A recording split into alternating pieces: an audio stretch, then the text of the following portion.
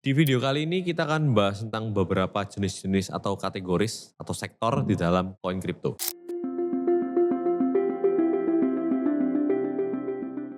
Nah, tapi sebelum itu kita akan bahas secara basic dulu, secara fundamental mungkin yang beberapa orang nggak tahu bahwa ada perbedaan antara koin dan token dalam kripto. Di mana koin itu adalah sebuah kripto yang berjalan di blockchain-nya sendiri. Contohnya seperti Bitcoin atau Ethereum.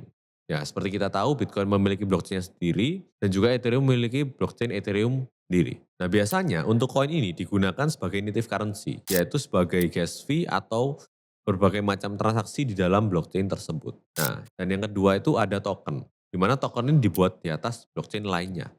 Contohnya ada banyak, ini beberapa yaitu Uni, kemudian Aave, dan juga Link. Untuk token ini lebih fleksibel, biasanya punya fungsi lebih spesifik. Kemudian ini adalah sektor yang paling umum dalam kripto, yaitu yang pertama yaitu Layer 1, di mana Layer 1 ini adalah kripto yang memiliki blockchain-nya sendiri. Contohnya yaitu Bitcoin, Ethereum, dan Solana. Layer 1 ini menjadi dasar dari ekosistem sebuah proyek kripto. Atau ibaratnya kalau kita bilang yaitu infrastruktur jalan. Jadi banyak protokol atau proyek kripto itu dibuat di atas Layer 1 ini. Dan juga perlu dinote bahwa setiap Layer 1 itu memiliki kelebihannya masing-masing. Seperti halnya Solana yang sangat mengedepankan tentang gas fee yang murah dan juga kecepatan transaksi. Oleh karena itu Solana sangat banyak digunakan untuk meme coin. Selanjutnya ada Layer 2. Nah, Layer 2 ini adalah jaringan tambahan di atas Layer 1. Fungsinya adalah untuk memproses transaksi itu lebih cepat dan murah. Ibaratnya adalah Layer 2 ini untuk efisiensi layer. Nah, kenapa kok Layer 2 ini penting? Karena yang pertama biaya transaksinya jadi lebih murah. Dengan adanya Layer 2, transaksi diproses di Layer 2 dan akhirnya dieksekusi di Layer 1. Itu sangat mengefisiensikan dari proses transaksi di blockchain. Dan juga selanjutnya kecepatannya lebih tinggi, cocok untuk DeFi, kemudian juga ada protokol seperti gaming project dan juga NFT dan juga sangat banyak project lainnya.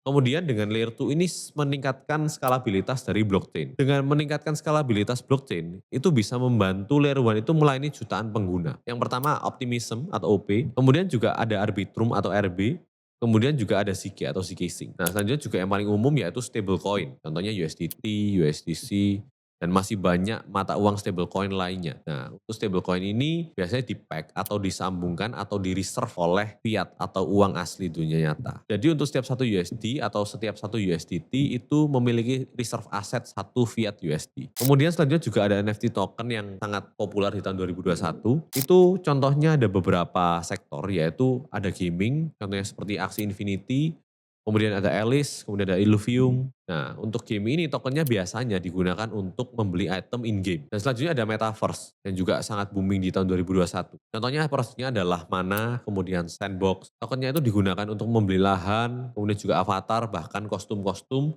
dan NFT-NFT lainnya di dalam Metaverse. Kemudian selanjutnya juga ada NFT token murni, yaitu contohnya seperti Chiliz dan Blur.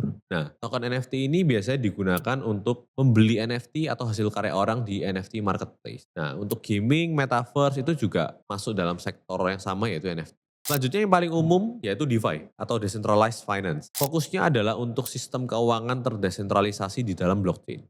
Misalnya untuk lending, borrowing, staking, trading, dan lain-lain. Contoh tokennya yaitu Uni, kemudian Aave, kemudian Sushi, Cake. Umumnya untuk token-token DeFi ini digunakan untuk voting dalam governance. Selain itu juga ada koin-koin tersebut dilakukan staking dengan memberi imbal hasil yaitu bunga yang cukup memadai dengan tujuan menyediakan liquidity untuk protokol-protokol DeFi. Dan juga selain itu masih sangat banyak sektor lainnya dalam kripto. Contohnya seperti RWA, kemudian privacy, kemudian juga social, kemudian memes, kemudian juga di PIN, AI, text token, Oracle, dan masih banyak lainnya. Dan di kripto ini merupakan industri yang sangat cepat perkembangannya. Jadi bisa jadi setiap hari bahkan setiap bulan mungkin itu akan ada token baru, akan ada project baru, akan ada naratif baru yang dengan sangat cepat merubah tren dari market. Nah, kenapa kok penting kita memahami jenis aset? Yang pertama agar kita mengurangi resiko asal beli karena FOMO. Dan kedua yaitu untuk mengetahui potensi dan fungsi sebelum investasi. Karena kripto ini salah satu aset instrumen investasi yang juga naratif driven. Dan yang ketiga itu membantu diversifikasi portofolio, di mana kita sebaiknya tidak hanya memiliki satu jenis sektor narasi untuk diinvestasikan saja, tapi memiliki beberapa yang memang sudah kita riset dan memang menurut kita sudah potensial untuk diinvestasikan. Dan selanjutnya kita bisa membedakan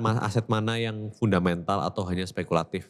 jangka pendek saja. Nah, poin utamanya adalah kripto ini market yang sangat cepat perkembangannya. Tiap bulan itu ada sektor kategori baru dan menciptakan narasi baru. Oleh karena itu kita sangat penting dan sangat perlu untuk stay up to date terhadap news dan juga update yang terjadi dalam market. Jadi tadi itu kita sudah bahas tentang beberapa jenis-jenis koin kripto. Yang perlu di-note adalah di dalam kripto ini sangat banyak narasi, sangat banyak project sektor, dan juga sangat banyak project baru. Oleh karena itu sangat penting untuk kita stay up to date terhadap news dan perkembangan dalam market. Sampai jumpa di video selanjutnya.